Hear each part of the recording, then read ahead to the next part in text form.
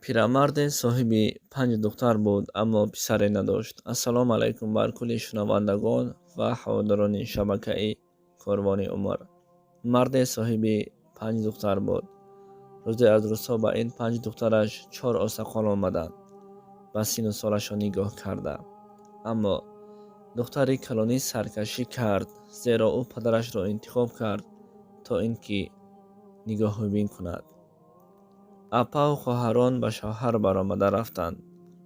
اپا این کلانی باشد به پدر نگاه میکرد. همینطور پس از گذشتن چند ماه پدر نیز از دنیا گذشت. پدر در زیر بالین خود وصیت‌نامه گذاشته بود.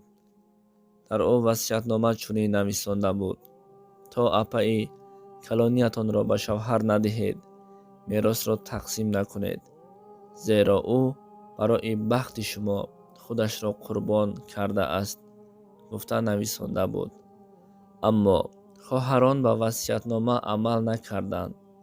خانه را زودتر فروخته باید تقسیم میکردند. کجا رفتن اپایشان برای آنها به اعتبار بود. همینطور خانه را برای فروختن راضی هم شدند. اپای کلانیشان به خریدارها هر آن چیزی را که پس سر کرده بود نقل کرد. برای خود تا خانه یافتن صبر کردنش را التماس کرد. خریدار هم راضی شد. بعد از فروخته شدن خانه بین دختران میراث تقسیم کرده شد. دختر کلانی به پدرش مهربان بود و صبر، قناعت و همچنین صاحبه ایمان بود. بعد از گذشتن 1 ماه صاحب نوی خانه آمد. دختر باشد فکر میکرد اکنون من را از خانه پیش میکند، گفته در فکر فرو میرفت و چنین گفت: من را ببخشید، حالا برای خودم جای زیست نیافته بودم. مرد باشد گفت: نترس، نیت من دیگر است. خانه را به نام تو گذاشتم، بر تو مهر شده ماند. اگر خواهی و اگر نه از نام من به تو هدیه شود.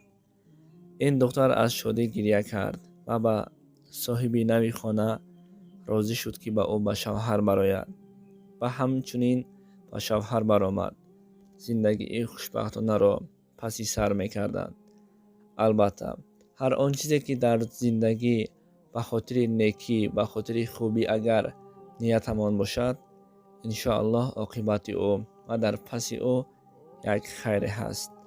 برای همین همیشه در فکر نیکی باشیم، نه بدی.